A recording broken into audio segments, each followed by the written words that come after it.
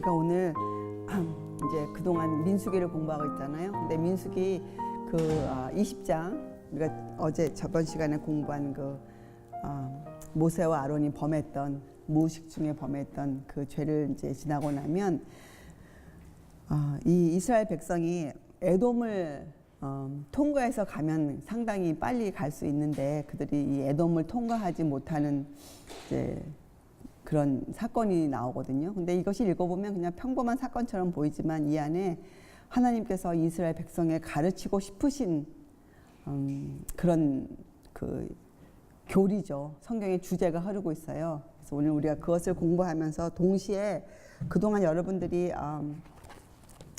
잘 알고 있었다고 또 우리가 특별히 우리 하늘로 교회에서는 항상 우리가 그것을 외치고 오랫동안 공부해왔던 것 그것을 오늘 우리가 한번 복습해보고 이것을 그 이스라엘 백성에 가르치시기 위해서 그 에돔을 돌아가는 또 에돔을 돌아갈 때 그들과 더불어 싸우지 말라, 그렇죠? 그런 이제 그런 일들을 실제적으로 가르치시는 사건이기 때문에 오늘 우리가 이것을 공부해 보겠어요. 자, 그래서 이것은 민수기 20장을 더 자세히 우리가 이해할 수 있도록 하기 위해서 우리가 복습하는 시간입니다. 자, 오늘 좀 칠판을 사용해서 여러분들이 그동안 공부한 것들을 좀 머릿속에 좀 잘 그려보세요. 자, 우리가 살고 있는 곳은 땅이죠. 땅. 그런데 그리스도인들은 하늘을 바라봐야 되지 않습니까? 근데 이것을 제가 왜 이렇게 공부하냐면 제 경험에도 이 믿음이 참 광범위하고 주님, 온전하신 주님을 바라볼 수 있어야 하는데 우리가 배운 것이 조각조각 배워놓아가지고 이것을 한데 이렇게 아울러서 생각하는 좀 능력이 우리한테 부족해요. 모르는 건 아닌데 어떤 것을 적용시킬 때 그것이 하나가 되어서 우리 생활에 적용이 되어져야 우리가 실수 없이 걸음마를 걷는데 이 걸음을 배우는데 그렇게 배우지 못했기 때문에 또 순서를 엇갈려서 배웠기 때문에 어떤 때 상당히 혼동스럽죠. 그래서 어떤 때는 모르는 것만도 못한 결과를 가져오지 않습니까? 자, 땅이 있고 하늘이 있어요. 땅과 하늘이 없이 사는 사람은 한 명도 없죠. 자, 근데 이 땅에 누가 계셨습니까? 예수님이 계셨죠. 땅에 오셨죠. 땅으로 오셨죠. 하늘에서 땅으로 오셨죠. 자, 그리고 예수님이 하신 일을 우리가 한 단어로 만들면 뭐예요? 한 단어로. 예수님이 이 땅에서 하신 일을 한 단어로 하면 율법을 어떻게 하셨어요? 그렇죠. 율법을 완성하셨죠. 땅에서. 자, 그래서 우리를 어떻게 할 수 있도록 만들어주셨어요? 하늘 갈 수 있도록. 그래서 우리가 이것을 구원 또는 영생 이라고 부르지 않습니까? 그래서 요한복음 17장 3절에 영생은 유일하신 참 하나님과 그의 보내신 자 예수 그리스도를 아는 것이니다. 이렇게 아는 것이라고 예수님이 말씀하셨잖아요. 자, 그래서 우리가 요거를 다 해서 우리가 뭐라고 부르는가? 이것을 우리가 믿음이라고 불러요. 그렇죠? 근데 성경에는 이 믿음에 무엇이 더해져야 되는가? 성령의 인도하심이 필요해요. 그렇죠? 믿음의 성령의 인도하심. 자, 그래서 이렇게 되면 우리에게 뭐가 이루어집니까? 성장이라는 것이 이루어지죠. 성장. 그래서 우리가 성장할 때 씨가 밭에서 자랄 때 그래서 이런 씨의 비유를 줬잖아요. 예수님께서 자랄 때 꼭 뭐의 도움이 필요했습니까? 햇빛이 필요하고, 그렇죠? 비도 필요하고. 그래서 꼭 성령의 인도하심이 있어야 하는 것이잖아요. 자, 이것을 성장이라고 불러요. 그리고 또 에베소서에는 이것을 믿는 것과 아는 일에 뭐라고 그랬습니까? 하나가 되는 것. 이때 비로소 우리가 열매를 맺게 되는 거예요. 그래서 여러분이 성장을 우리가 성장이란 과정이죠. 성장이란 과정이잖아요. 이 과정을 무시하고 뭔가를 기다리면 절대로 이루어지지가 않아요. 그렇죠? 그래서 우리가 이 성장이란 과정을 꼭 지나가야 된단 말이죠. 자, 그래서 우리의 믿음이 이걸 전체를 믿는 게 믿음인데 성경은 이것을 또 다른 말로 이렇게 표현하지 않습니까? 믿으면 우리를 뭐라고 칭해주신다고 나와 있어요. 의롭다. 그래서 이것을 칭의라고 부르지 않습니까? 그리고 성장하는 과정을 성화라고 부르잖아요. 칭의와 성화. 그래서 사실 칭의와 성화는 하나예요. 하나. 근데 이것이 왜 과정이 필요합니까? 사람의 인생을 통해서 이루어지는 것이기 때문에 과정이 필요한 거예요. 근데 사실은 칭의와 성화는 하나예요. 여기서 우리가 혼동하면 안 되죠. 의는 하나잖아요. 칭의와 성화. 참. 그래서 여러분 정말 중요한 것. 용서. 하나님이 우리를 용서해 주신 그 용서는 어디에 해당될까요? 용서.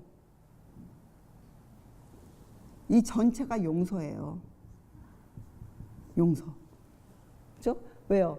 우리를 의롭다 하시면 동시에 뭘 주세요? 우리에게. 의를 주시기 때문에 이것은 칭의와 성화가 용서예요. 같은 말로 용서. 자, 그러면 우리가 주님 믿습니다 하고 우리가 하는 그 회개. 우리가 하는 회개에는 증거가 꼭 필요해요. 증거. 어떤 증거를 봐야지 우리가 정말 회개했는지 알 수 있을까요? 여러분. 우리가 용서함을 받았다. 이렇게 하면 우리한테 뭐가 입혀져 있어요? 그 의가 나타나잖아요. 그래서 이거 뭐예요? 증거는 새 사람이 되는 것이에요. 순종이죠. 순종으로 이루어지는데 새 사람이라는 뜻이 뭐예요? 여러분. 뭐가 새 사람 되었다는 거예요? 응? 아니 뭐가 돼서 새 사람이 돼요 우리가? 아 그렇죠. 우리의 더러운 성질머리가 어떻게 돼요? 품성의 변화. 이것이 꼭 있어야 회개의 증거예요. 말로는 주님께 기도했습니다. 용서받았습니다 하면서 똑같은 불만과 불평 속에 살고 있으면 절대로 그것은 용서받은 사람이 아니고 그것은 하나님에게 도리어 하나님의 높은 의를 도리어 깎아내리는 일을 하고 있는 거잖아요. 자, 품성의 변화란 말이죠. 자, 그런데 여기에서 여러분 여기에서 율법이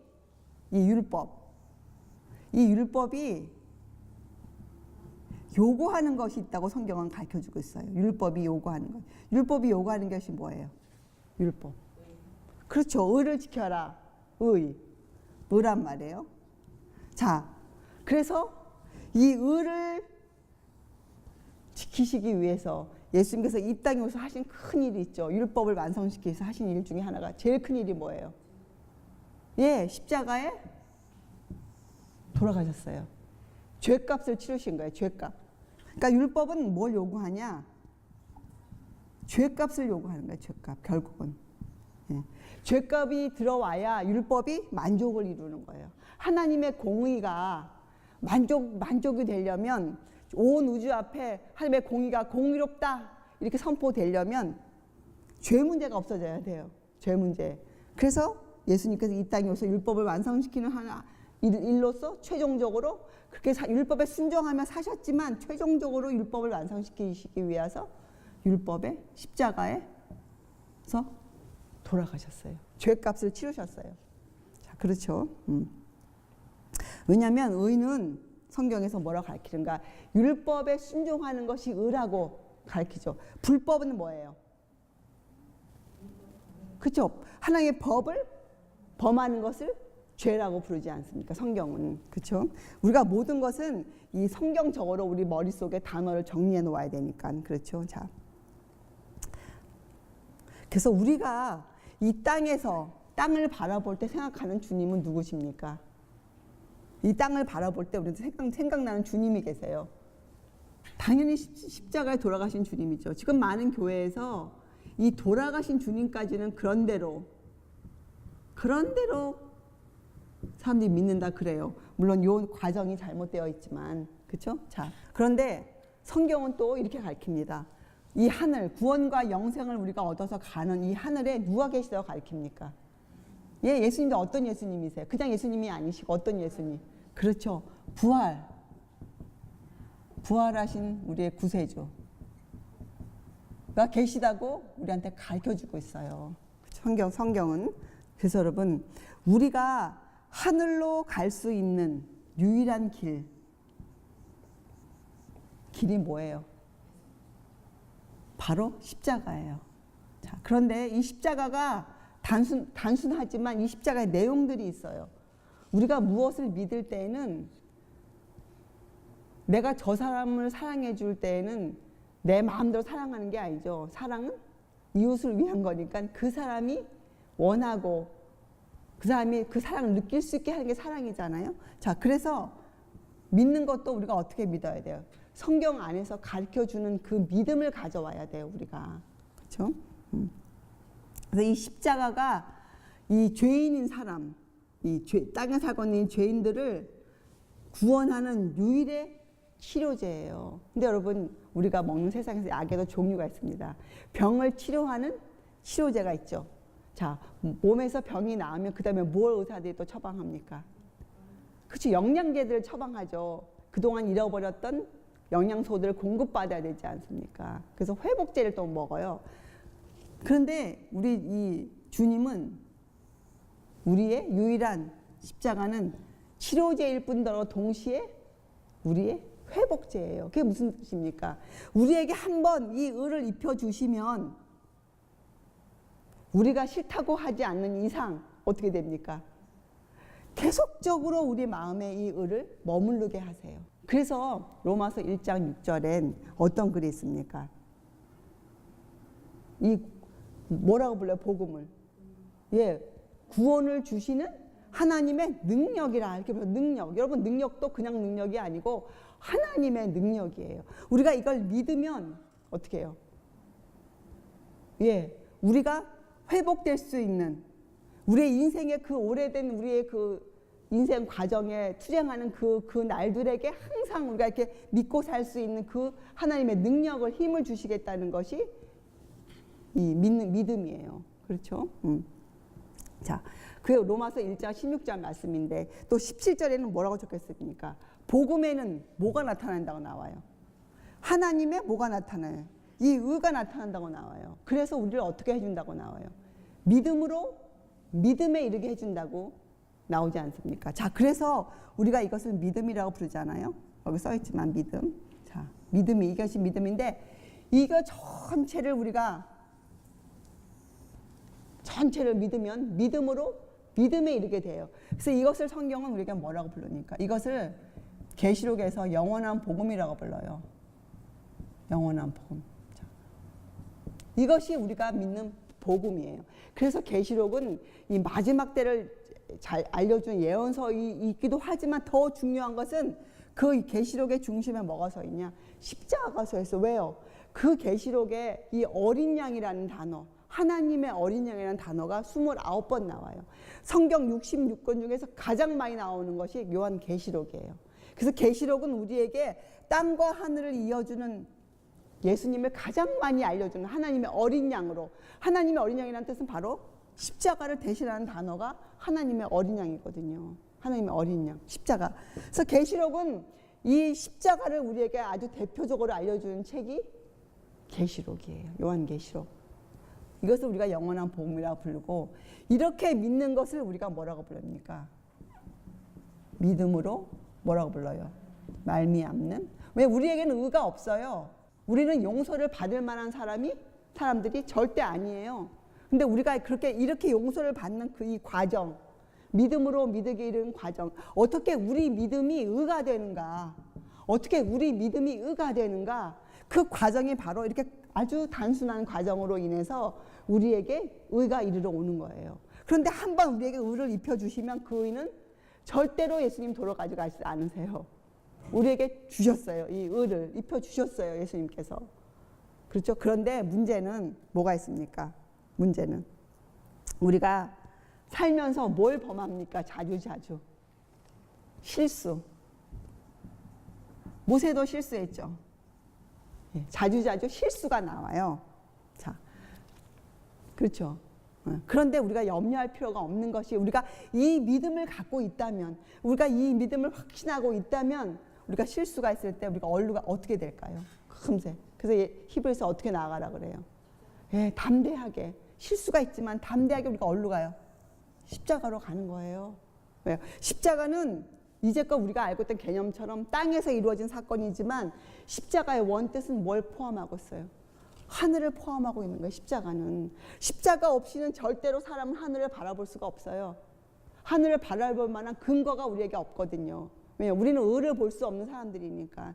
우리가 하늘을 바라볼 수 있다는 건 십자가 때문에 그런 거예요. 십자가. 우리가 하나님의 보좌 앞에 담대히 나갈 수 있는 그 근거가 뭐예요? 십자가예요. 십자가. 십자가. 그렇죠? 그래서 여러분, 우리가 이렇게 믿으면 이 결과가 아까 우리가 뭐라고 나왔어요? 우리가 실수가 많은 사람이지만 우리에게 뭐가 나와요? 바로 그 우리가 입고 있는 의, 혼인 예복, 하나님의 능력이 우리가 나타나는 거예요. 우리에게 능력. 근데 우리가 여러분이 이렇게 나 이거 믿어요. 그런데 왜 내가 실제적으로는 그게 잘 안 됩니까? 이런 우리가 의문이 생기잖아요. 그건 여러분 뭔지 아세요? 성경에는 이렇게 얘기하고 있어요. 우리의 믿음이 부족하다. 예수님께서 그렇죠? 믿음이 약한 자들아, 믿음이 없는 자들아, 너에게 겨자씨만한 믿음이 있어도, 그래서 믿음의 부족이라고 분명히 알려주거든요. 그러니까 여러분이 자기 생각을 버리고 이렇게 생각해야 돼요. 그렇구나, 내가 이것을 믿는 내 믿음이 부족하다. 그건 다른 말로 하면 여러분이 이것을 안다고 생각하지만 여러분의 이해력이 깊지 못한 거예요. 그래서 우리에게 뭐가 필요합니까? 매일매일 뭐가 필요해요? 뭐가 필요해? 매일 아침 저녁으로 우리가 말씀 앞에 나가야 되는 일이, 그래서 우리가 필요한 거예요. 근데 여러분 마음에 나 이거 다 알지 이렇게 딱 해놓으면 이거 안 열어봐요. 여러분, 성경 전체에서 말하고 있는 구속의 계획의 주제가 바로 이거잖아요. 성경을 간단하게 하나로 표시하면 이 스토리예요. 자, 왜 그런가 보세요. 자, 우리가 하늘을 알기 위해서 뭘 배웠습니까? 부활하신 구세주를 공부하기 위해서 우리가 따로 뛰어서 뭘 배웠어요? 그렇죠. 하늘 성소를 배웠잖아요. 그렇죠. 하늘 성소. 자, 또 우리가 따로 뛰어서 뭘 배웠어요? 하나님의 법에 대해서, 율법이 무엇인가 열심히 배웠죠, 우리가. 자, 그리고 우리가 또 따로 뛰어서 뭘 배웠어요? 이걸 배웠잖아요. 믿음으로 말미암는 의. 이거 세 가지가 따로따로 떨어져 있으면 이해가 부족해져요. 어느 되는 것 같다가 또 어느 배에서 의문이 생겨요. 그렇죠? 근데 여러분이 이 세 가지 성경 말씀을 하나로 이렇게 믿을 수 있는 그런 이해력이 생기면 어떻게 돼요? 예, 그때 우리가 우리의 삶에 이것을 적용시킬 수 있게 돼요. 그리고 우리 세 가지를 뭐라고 부릅니까? 우리가 배운 이 세 가지 교리를 우리가 뭐라고 그동안 열심히 배워왔어요. 예, 이 시대의 마지막 남은 자손이 꼭 알아야 되는 세 가지 말씀. 근데 그 세 가지가 성경이에요. 성경 전체예요. 특별히 신약 성경에 있어서 이 세 가지를 열심히 알려주고 있는 책이 뭐예요? 로마서, 갈라디아서, 히브리서. 그 세 가지가 이 믿음으로 말미암는 의를 굉장히 많이 가르치고 있어요. 그런데 그 세 책을 따로따로 읽으면 아는 것 같지만 여러분이 이거를 다 정리해서 여러분 머릿속에 넣어두려면 굉장한 많은 분량의 성경절들을 전부 다 읽고 찾아야 돼요. 특별히 로마 3장 31절에 사도 바울이 뭐라고 말씀입니까? 그걸 설명한 다음에, 그래서 우리가 믿음으로 율법을 폐하느뇨? 그럴 수 없느니라. 도리어 율법을 굳게 세우느니라. 이렇게 설명했잖아요. 그런 구절들과 갈라디아서 말씀들을 다 연결시켜서 결국 하늘 성소를 얘기하고 히브리서까지 나아가서 여러분들이 이것을 정립시켜 놓아야 돼요. 여러분 머릿속에. 왜요? 복음이 하는 일은 이 율법을 약화시키는 거 아니에요. 지금 교회가 믿는 것처럼 율법을 약하게 하는 것이 아니에요. 예, 사람들이 이거 믿는다는 사람들이 조사 심판 얘기만 나오면 뒤로 물러가지 않습니까? 왜요? 결국 그것은 이 믿음이 없다는 얘기예요. 우리가 정말 이것을 믿으면 우리 마음에 뭐가 들어와요? 조사 심판 지금 진행 중이구나. 이것이 딱 머리에 박혀요. 그 말이 듣기 싫은 말이 아니에요. 그것을 매일매일 생각하며 살아요. 실수가 많은 우리이기 때문에 매일매일 그걸 생각해야 돼요. 새 사람이 되었다는 그 증거가 나온단 말이에요. 증거가. 예전에 내가 듣기 싫어했던 말, 그런 말이 더 나에게 듣기 좋게, 듣고 싶은 그런 일이 달라지는 거예요. 그렇죠? 그래서 여러분 성령께서 오시면 또 우리가 뭐라고 배웠습니까? 뭘 가르친다고 배웠어요? 죄, 의, 심판 이렇게 가르치시잖아요.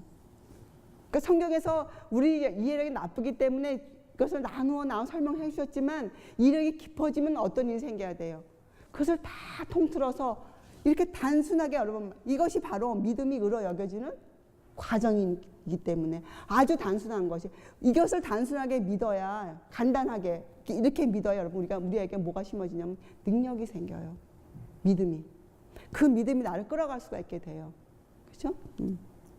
그래서 복음이 하는 일은 율법의 요구, 의를 약화시키는 것이 아니에요. 도리어 어떻게 합니까?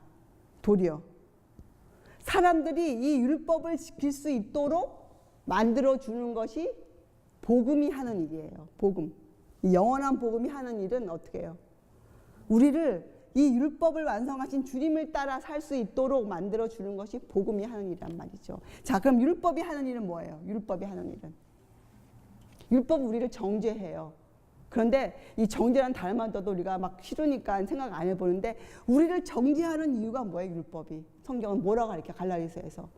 율법이 우리를 정죄하는 이유는 뭐라고 가르쳐? 갈라디아서에서. 우리를 누구에게로? 십자가로 우리의 눈을 돌리게 하기 때문이에요. 십자가로. 그래서 몽학 선생이라는 단어를 썼잖아요. 우리를 그리스도께로 몰아가는 거예요. 그래서 예수님이 우리 자신을 너무 잘 아시기 때문에 우리를 내몰아 가시는 거예요. 너희는 죄인이야. 이렇게 정죄하시는 거잖아요. 그래야 우리가 어떻게 돼요? 똑바로 뭘 볼 수 있어요? 우리가 똑바로 우리에게서 뭘 봅니까? 그렇죠. 내 자신의 중에 뭐? 그 죄의 성질을 보는 거예요. 죄의 성질. 여러분 우리가요. 전도는 그냥 예수님을 전파하는 것이 아니라 전도는 모든 사람이 이 십자가를 볼 수 있도록 해주는 것이 전도예요. 모든 사람의 눈이 이 십자가 위에 계신 그리스도를 바라볼 수 있도록 인도하는 것이 전도거든요. 자, 여러분 보세요. 여러분도 한번 여러분 마음을 짚어보세요. 우리의 마음이 십자가를 바라보잖아요. 십자가를. 그럼 뭐가 보여야 할까요? 주님이 보여야죠. 근데 그 주님 중에서도 어떠한 주님이 보여야 될까요? 뭐가 생각나야 돼요? 여러분 이 사람은요. 이 사고방식이 성경에서도 그렇게 나오잖아요. 사고방식. 이게 무슨 단어예요? 어떻게 생각하느냐. 어떤 사물을 보고 어떻게 생각하냐 굉장히 중요한 거예요. 이 사고방식에 따라서 사람이 달라져요. 그래서 여러분의 사고방식은 어디로가 있어야 돼요? 우리의 사고방식은. 성경은 뭐예요? 모든 생각을 모아 그리스도에게 복종케 하니. 우리 생각이 사고방식이 주님께 복종되어져야 돼요. 우리가 기도를 드리는 가장 큰 이유가 뭡니까? 바로 우리의 뜻이 우리의 생각이 주님의 생각으로 불복되어지도록 그 일을 부탁드리는 게 기도잖아요. 우리 하나님께. 자, 그러면 우리의 눈이 십자가를 보면 나의 어려움 이런 게 떠오르는 게 아니라 여러분 우리가요 믿을 때 우리가 이 생각이 원래 잘못되어 있던 곳에 있었기 때문에요. 우리가 처음에 믿을 때 우리가 뭐라고 배웠습니까? 나를 부인해야 되잖아요. 내 생각을 버려야 돼요. 그래서 여러분 믿을 때에도 성경에서 가르치는 그대로 생각하는 습관을 가져야 돼요. 성경이 이렇게 가르쳐요. 너희가 십자가를 보면 예수 그리스도를 보면 이런 생각을 가져야 돼요. 왜 죽으셨을까? 근데 사람들이 십자가를 보면서도 이런 것들을 들으면 하는 이유가 뭐냐면 그런 생각 없이 십자가를 바라봐서 그래요. 사람은 생각 없이 살아요. 그래서 사람을 뭐라고 부릅니까? 우리에게는 자유한 영이 없는 사람들. 우리에게는 뭐예요? 노예. 생각이 세상에 붙잡혔기 때문에 노예라고. 그래서 생각의 문제거든요. 지금 노예인 사람이 누가 있어요? 그렇죠? 그런데 왜 우리를 노예라고 성경은 부르는가? 생각이 잘못되어 있어서 그래요. 생각. 그 성경은 십자가에 계신 주님을 보면 우리의 마음이 주님이 왜 죽으셨지? 지금 우리처럼 다 안다고 하면서도 이것을 매일매일 반복해야 되는 거예요, 여러분. 기도드릴 때 주님 앞에 나아가서 주님 왜 죽으셨지? 왜 죽으셨지? 자, 그럼 답이 나오죠. 그래, 죄 때문이야. 그럼 죄가 뭐지? 죄가 뭐? 우리 뭐라고 배워요? 죄를 뭐라고 배웠어요? 정확히 근데 거기서 내가 그렇지, 내가 한 뭐 이거 저거 죄다 이렇게 생각하기 전에 먼저 우리는 성경적으로 죄는 하나님의 법을 어긴 것이 죄다. 그러면 내가 한 어떤 행동은 분명히 그때 따져보면 답이 나와요. 아, 그렇구나. 내가 하나님의 법을 범했구나. 그래서 내가 지은 죄의 내용을 정확히 파악하는 거예요. 죄. 그렇죠? 죄. 그러면 눈이 열려서 우리가 뭘 볼 수 있는가? 죄의 성질을 볼 수 있어요. 죄. 죄의 성질을 어디서 설명해 줍니까? 여러분 그냥 알아요? 죄가 어떻다는 것을 어디서 알려줘요? 이 세상에 단 한 권의 책뿐이 없어요. 뭐예요? 성경이잖아요. 성경. 그렇죠? 네. 성경에서 알려주는 그 죄의 성질이 여러분이 봐야 돼요. 그것을 내가 지은 죄하고 연결을 시켜야 돼요. 근데 이것은 공부했는데 내가 지은 죄는 전혀 그거랑 연결시키지 않으면 우리 실제적인 생활에서 그게 드러나지 않아요, 여러분이. 그래서 우리가 매일매일 능력을 발휘하며 살지 못하는 거예요. 내가 지은 죄는 죄라고 생각하면서도 그것을 진짜 죄가 성경이 말하는 그 악한 죄의 성질머리로 파악하지 않기 때문에 문제가 생기는 거거든요. 그래서 여러분 생각을 좀 바꾸세요. 기도할 때 여러분의 눈을 돌려 예수님을 바라보잖아요. 나 때문에 돌아가신 주님. 그래서 이 죄값은 사실 여러분이 이렇게 쓰셔야 돼요. 이 죄값은 나를 위해서 치르신 하나님의 속죄잖아요. 나를 위해서. 그래서 매일매일 여러분이 빠지지 말고 해야 될 일은 아침 식전에 성경책 앞에 앉으면 잠깐 생각을 해야 돼요. 아, 그렇다. 오늘도 주님이 나 때문에 내가 지은 이러한 일, 근데 그것이 꼭 하나님의 법을 범했다고 여러분 자각을 해야 돼요. 그냥 그건 내 죄지. 이 정도 수준이면 우리 양심이 그렇게 깨어나지 않아요. 여러분이 그것은 내가 하늘에 계신 하나님의 법을 범한 것이야.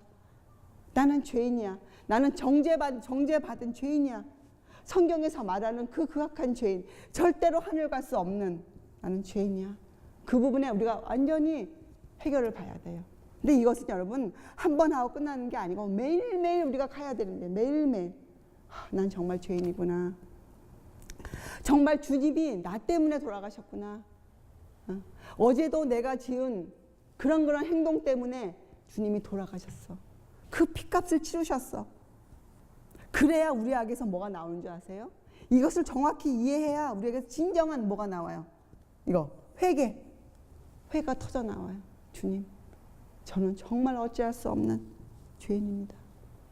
이런 회개가 나와요. 그래서 회개의 증거는 뭐냐면 주님이 나에게 주신 이 칭의, 여러분 우리를 믿음으로 의롭다 해주시는, 우리를 의롭다 해주시는 것. 여러분 스스로가 나는 그리스도인입니다 하고 말한 건 뭐예요? 스스로 나는 이 의를 입었습니다 하고 말한 거하고 똑같은 거예요. 그러니까 아무 생각 없이 그런 말 하면 이제는 안 돼요. 생각을 하고 살아야 돼. 우리가 의예요. 우리에게 의를 입혀주신 거거든요. 의를. 자, 그 칭의를 나에게 주신 이 칭의, 내가 지금 말하고 사는 그 칭의는 뭐예요? 내가 어떻게 입었다는 거예요? 그 칭의는. 그 칭의 내가 어떻게 입었다는 거예요? 여러분이 누구 때문에 입었다는 거예요? 그렇죠. 이 칭의는 주님께서 나의 대속자가 되시고 보증인이 되셔서 나를 위해 죽으시고 나의 속죄가 되시고 의가 되셨다는 것을, 그래서 내가 의로운 사람, 그리스도인 되었다는 것을 절실히 통절히 깨닫는 것이 회개예요. 그게 증거예요. 그런 사람, 여러분 생각해 보세요. 그런 사람의 마음에서 불평이 생겨나겠어요? 자기가 그 죄를 지은 장본인이라는 것, 예수님을 십자가에 못 박은 내가 장본이라는 것을 내가 통절히 느낀다면, 여러분 단어도 그냥 느끼는 게 아니고 통절히 느낀다는 거예요. 그러면 그 마음엔 절대로 뭐가 안 나올까요? 불평과 불만과 남에게 그 죄를 전가하는 그런 행동을 하지 않아요. 그것이 회개의 증거예요. 그래서 회개의 증거는 다른 말로 여러분 성화예요. 성화. 내가 의로운 사람으로 살고 있다. 이것이 내 회개의 증거예요. 그래서 여러분이 회개의 증거가 안 보인다. 그럴 때 여러분이 이렇게 단순하게 생각해요. 간단히 생각해요. 아, 나는 아직도 칭의를 이해하지 못하고 있구나. 그래서 여러분과 제가 생각하는 이해는 그저 글을 읽고 안다, 그것이 이해가 아니에요. 여러분과 제가 아는 안다는 뭐예요? 예수님과 동행하는 것이에요. 동행. 그래서 그 동행에 좀에다 문제가 생기면 우리는 언제든지 어디로 돌아가야 돼요? 처음으로 돌아가야 돼요. 아, 나는 이만큼 아는데 뭐, 나는 뭐 벌써 그리스도인 됐는데 뭐, 이 정도는 봐주시겠지? 그게 절대로 어떻게 해요? 실수를 했으면 어떻게 해야 돼요? 여러분, 다시 돌아가야 돼요. 다시 돌아가야 돼요. 성경이 우리에게 이것을 거듭거듭 알려주고 있어요. 근데 사람들이요, 여러분이 이것을 이해하실지 모르겠지만, 사람들이 이 믿음으로 맞는 의가 이렇게 단순한데, 그죠? 이것을 단순하게 신뢰하는 그 깊이가 생겨야 되는데 그게 없기 때문에 사람들이 복잡하게 얘기하고 본인들도 복잡하게 믿어서 굉장히 어려운 것이에요. 굉장히 이거는 간단하고 단순하고 이거 우리가 신뢰해야 하는 문제거든요. 근데 이것이 잘 안 되는 이유가 여러분 머릿속에 있는 그 지식이 너무나 어떻게 돼요? 조각조각으로 지금 조각조각으로 되어져 있어요. 여러분이 지금까지 그동안 공부한 것들을 여러분 스스로가 한번 이렇게 만들어 보세요. 하나 아주 단순한 종이 한 장에 여러분이 배운 모든 것을 거기 넣어 보시면서 여러분이 어떻게 해요? 거기다 여러분이 필요한 성경절들을 다 가져오시는 거예요. 필요한 성경절들 굉장히 많아요. 로마서, 뭐 사무엘상, 요한일서, 에베소서, 예? 오늘 공부하는 민수기, 신명기 전 성경책이 이것을 얘기하고 있어요. 그렇죠? 자, 그래서 오늘 우리가 여러분 그동안 진짜 여러분들 공부 많이 했거든요. 예. 건 몇 년 동안 우리가 이런 것만 공부했어요. 왜요? 우리가 좋아하는, 우리를 인도하는 그 책이 이 얘기만 하고 있기 때문이에요. 여기 죄와 의와 심판에 대한 얘기를 계속적으로 하고 있기 때문이에요. 예. 이 믿음으로 말미암은 의에 대해서 얘기하고 있기 때문이거든요. 그래서 여러분이 그동안 공부한 그 많은 것들을 그냥 놔두시지 마시고 여러분 스스로가 한번 여러분 생각을 좀 모아보세요. 여러분 생각이 어떻게 연결되어져 있는지, 응? 성경들을 우리가 어떻게 암송한다고 우리가 배웠습니까? 많이 읽으면 또 많이 쓰면 암송되어져요. 우리가 하는 게 아니고 누가? 성령께서 그때그때 필요한 성경들을 생각나게 해주세요. 정말로. 해봐야 하는 거 아닙니까? 여러분들이 해봐야. 그죠? 그래서 오늘 부로 이제 4개월 남았죠. 2018년도가.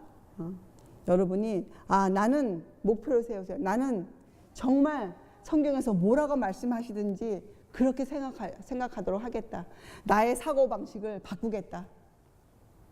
왜냐하면요, 그리스도인들은 세상을 거슬러 올라가는 사람들이에요. 왜 생선 중에도 이 강물을 거슬러 올라가는 생선이 있죠. 그 생선이 올라와 보면 살과 사이 다 터져 있다면서요. 그 힘찬 물살을 거슬러 올라야 되니까.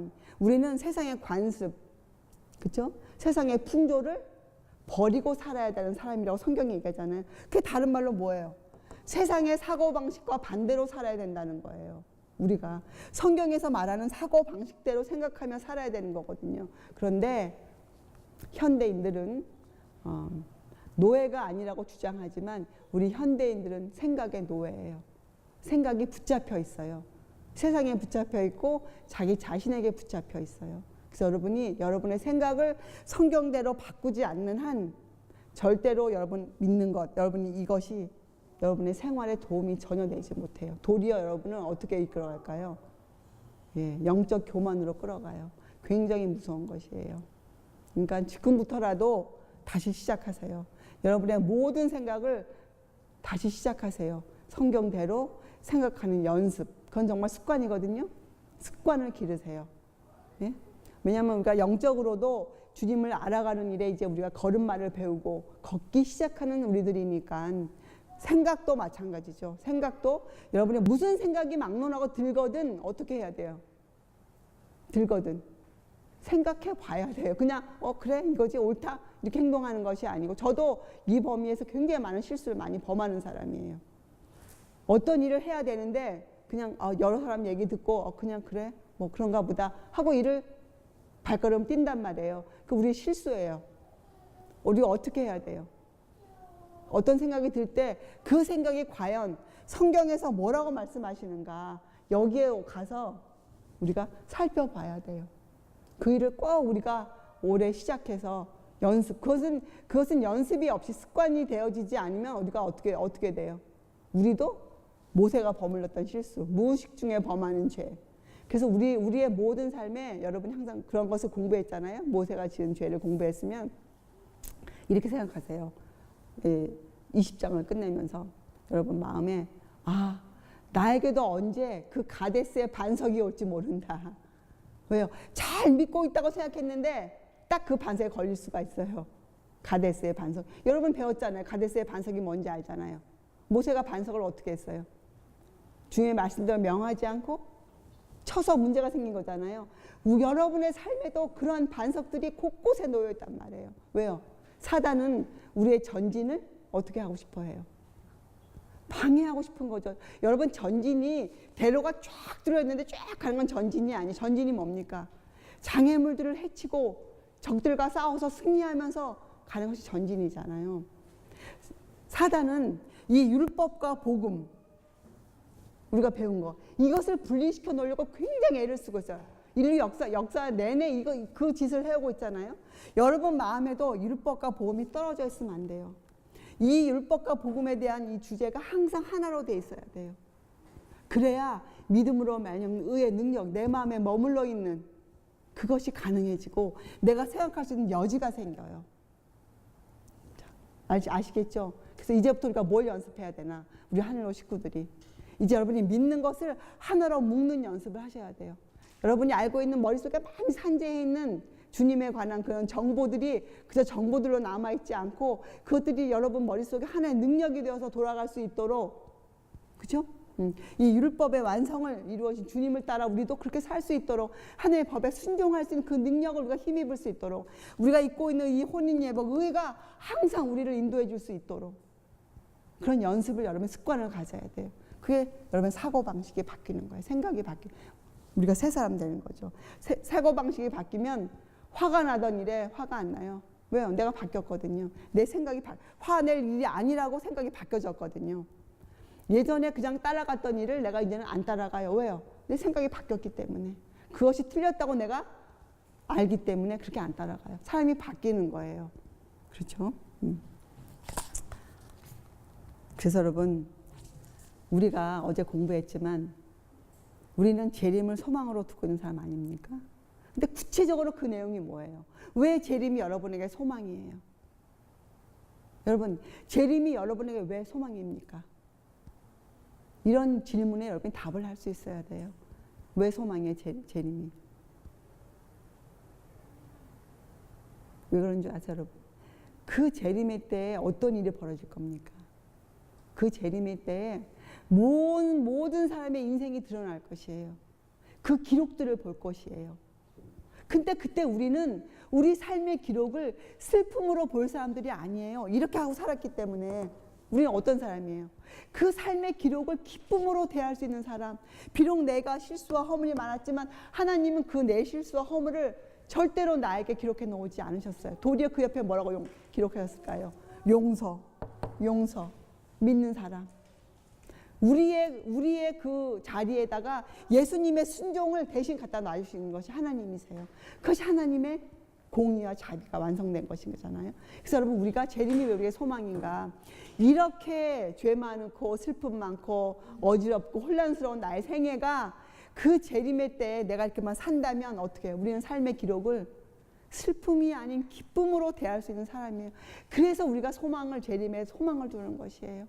재림에다가 여러분이 매일매일 여러분 자신을 살펴보면서 재림을 그렇게 생각한다면, 재림의 소망을 그렇게 생각한다면 내 삶의 기록을 나는 기쁨으로 대하고 싶다. 성경은 분명히 언젠가는 하나님의 정하신 날에 세상 모든 사람이 자기의 생애의 기록을 어떻게 해야 한다고 나와요? 봐야 한다고 나오잖아요. 싫어도. 그래서 어떻게 그렇게 뭐라고 배웠어요? 그 세상에서 권세를 누리던 사람들이, 학식이 있던 자들이 뭐라고 외쳐요? 산아 바위야 내게로 떨어져라. 이렇게 외친다고 나오지 않습니까? 그들이 피할 길이 없는 거예요. 근데 그때 우리는 어떻게 이렇게만 살면 어떻게 해요? 그 삶의 기록을 죄가 전혀 기억이 나지 않아요. 어떻게 해요? 기쁨으로 내 생애를 내가 맞이할 수 있는, 다시 볼 수 있는, 여러분 그런 경험 없으세요? 여러분이 어느 날 가만히 앉아서 여러분의 과거를 떠올릴 때 너무 창피해서 너무 부끄러워서 쥐구멍에 있으면 들어가고 싶은 심정. 저는 그런 경험이 있어요. 정말 자다가도 벌떡 일어나서 가슴을 치는 그런 경험. 내가 왜 그때 그렇게 했던가.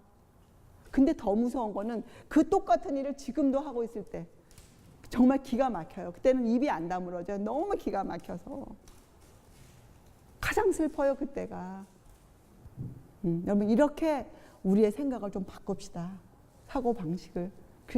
이것이 되면 형제 간의 우애는 어떻게 자동으로 이루어지는 거죠. 그래서 창세기 했던 것, 아담이 했던 짓이 뭐예요? 죄를 알자마자 그가 뭐 했습니까?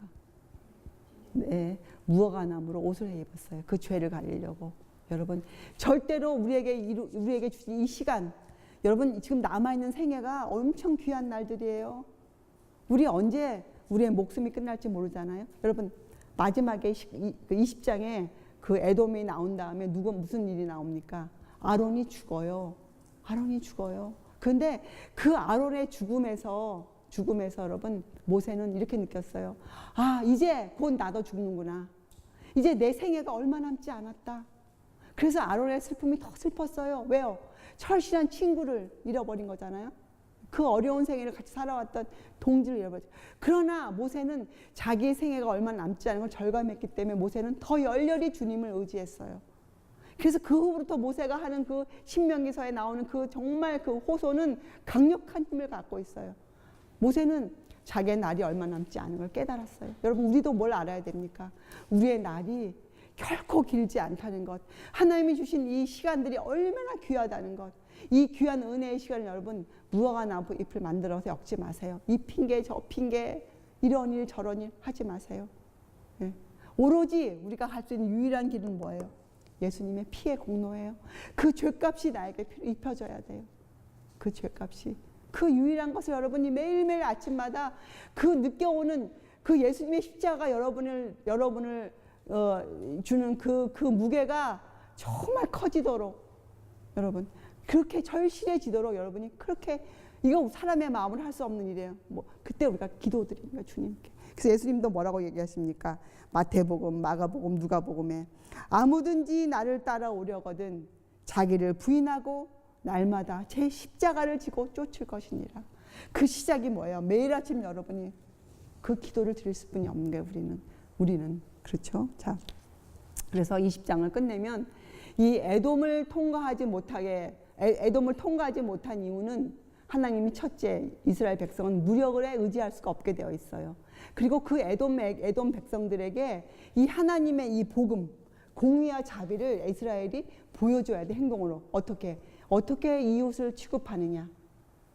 여러분 이웃을 사랑하라는 말씀이 레위기서에 나와요. 그 신약에만 있는 말씀 아니에요.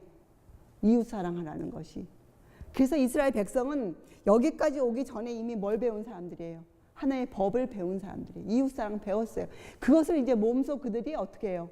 실천하는 것을 알려주기 위해서 에돔은 그들의 뜻대로 통과할 수 없었어요. 그들이 또 왜 에돔을 통과하면 지름길인데 못 갔습니까? 예, 그들이 너무나 기회가 있을 때마다 어떻게 주저하고 지체했어요. 여러분 우리도 인생길에서 그럴 경우가 있습니다. 믿음이 진리라고 확신되어지면 이것이 옳다고 확신되어지면 여러분 어떻게 해야 돼요? 주저하지 말아야 돼요. 발걸음 띄어야 돼요. 그런데 이 핑계 대고 저 핑계 대면서 나쁜 거 알면서도 나는 이래서 못해요 저래서 못해요 이러면서 주저하고 지체했기 때문에 하나님께서도 어떤 일을 행사하실 수 없으셨던 거예요. 여러분 하나님이 우리를 도와주기 위해서 우리의 구원을 위해서 온갖 도움을 다 주시고 계시죠. 성령이 와 계시고 또 천사들이 우리 주위에 와 있잖아요. 어떤 때는 천사들이 그 일을 이루어 줄 수 있는데 나의 핑계 때문에 나의 주저함 때문에 또는 나의 지체함 때문에 그 일이 이루어지지 않아요. 성경을 연구하는 일도 성경책 봐야지 읽어야지 이거 마음만 갖고 절대 안 돼요. 여러분 뭐가 필요합니까? 주저없이 성경책을 열어야 돼요. 그리고 그 앞에 무릎을 꿇어야 돼요. 그런데 그걸 하루 이틀 차일피일 미루다 보면 그 마음이 사라져요. 그렇죠? 네. 이스라엘 백성이 그랬어요. 그 기회를 등한히 여겼어요. 그래서 그들이 그런 일을 했죠. 그렇죠? 그래서 여러분, 하나님은 우리에게 그 일을 통해서 어떤 교훈을 주시는가? 절대로 주저하지 말아라. 믿음이라고 확신되어지면 어떻게 해요? 그 길을 걸어야 돼요. 가차 없이, 지체함 없이. 그렇죠? 자, 그리고 이 아론의 죽음을 통해서는 이 장래 예식, 지금 이 온 세계가 장래 예식을 너무 주님의 뜻대로 하지 않고 있어요. 신명기서에 보면 거기서 아론이 죽어 장사되었더라 이렇게 나와요. 아무도 없는 곳에서 모세와 자기 아들만 있는 곳에서 조용히 무덤에 들어갔어요. 왜요? 왜 그렇습니까? 우리 믿는 사람이 죽는 것은 죽음이 아니에요. 뭐 예수님께서 뭐라 했어요? 나사로가 잠들었느니라. 그래서 여러분, 중세시대 때 이렇대 언어가. 그 전에는 무덤을 표현할 때 grave, 영어로, 아니면 뭐 tomb 이런 단어를 굉장히 많이 썼대요. 정말 언어에서. 그런데 중세시대를 넘어오면서 그 순교를 당하던 그 많은 사람들이 이 교리를 깨닫고 단어를 바꿨어요. 그 단어가 지금 우리가 쓰고 있는 세미터리예요. 세미터리는 무슨 뜻이냐면 원 뜻은 잠자는 곳, 기숙사, 도미토리 같은 뜻이에요. 놀랍죠? 근데 그 후에 그리스도인들이 무덤을 의미를 바꿔놓은 거예요. 무덤의 의미를. 근데 우리는 지금 이런 거 생각 안 하고 그냥 쓰는 것 뿐이죠. 그러니 여러분들이 이런 걸 알아보는 것이 얼마나 우리 생애에 도움이 되는지 몰라요. 그래서 세미터리의 뜻은 뭐예요? 잠자는 곳이에요. 그래서 그리스도인들의 죽음은 뭐예요? 장례식을 그렇게 할 필요가 없는 이유가 왜요? 슬프죠. 모세도 슬퍼했어요. 그러나 그것은 뭐예요? 다시 만날 뭘 기약할 수 있어요? 부활의 아침에 만날 수 있는 더 큰 기쁨을 기대할 수 있는 곳이기 때문에 잠드는 곳. 그래서 우리의 믿음의 선배들은 전부 다 세미터리라고 불렀대요. 잠자는 곳이라고 불렀대요. 참 놀랍죠? 자, 그래서 아론이 죽은 후에 모세는 물론 슬펐죠. 그러나 모세는 자기의 날이 얼마 남지 않았다는 걸 절감했어요. 여러분과 저도 그것을 절감해야 돼요. 내 인생이 얼마 남지 않았다. 내가 주님을 모시고 살 날이 이 땅에서 얼마 남지 않았다. 내가 하늘에서도 그 주님과 함께 살려면 나 정말 낭비할 시간이 없다. 낭비할 시간이 없다. 내가 어떻게 하면 더 잘 살아낼까? 거기에 노심초사하고 계획 세우고 우리 바쁜 사람들이에요. 그 일로. 우리 여러분 좀 매일매일 그렇게 지냅시다. 다른 것에 신경 쓰지 말고 다른 시시한 일들 갖고 마음을 부대끼지 말고 우리가 어떻게 하면 주님과 영원히 살 수 있을까? 내 이 남은 인생에서 어떻게 그것을 이루어낼까? 어떻게 주님께 칭찬을 받을까? 우리가 그런 것을 매일매일 생각하면서 여러분이 하루를 시작하고 하루를 마감하고 또 안식일을 맞이하고 안식일을 보내고 그렇게 아주 훌륭한 내일을 사시기 바랍니다. 예, 기도하시겠어요? 하늘에 계신 하나님 아버지, 저희들이 성경을 통해 배우는 그 교리가 저희 삶에 실제적으로 적용되어질 수 있도록 저희들의 이해력을 도와주시옵소서. 저희들의 마음을 도와주시옵소서. 저희들의 마음을 주관하여 주시옵소서. 다윗의 기도처럼 저희의 마음에 정한 마음을 창조하여 주시옵소서. 주님, 그래서 저희가 주님의 의를 붙잡고 그 의를 힘입어 살 수 있는 그런 그리스도인들 되게 하여 주시옵소서. 주님, 오늘날도 저희들에게 성경을 열어서 읽을 수 있게 하시고 또 성경을 이해할 수 있게 하시고 또 더불어 저희들이 그렇게 살 수 있도록 해주신 주님의 은혜에 감사를 드립니다. 주님께서 주시는 그 은혜를 저희가 마다하지 않고 기쁨으로 받아들여 그렇게 살 수 있도록 주님 도와주시옵소서. 감사드리오며 귀하신 예수 그리스도의 이름으로 아버지께 간절히 기도드리옵나이다. 아멘.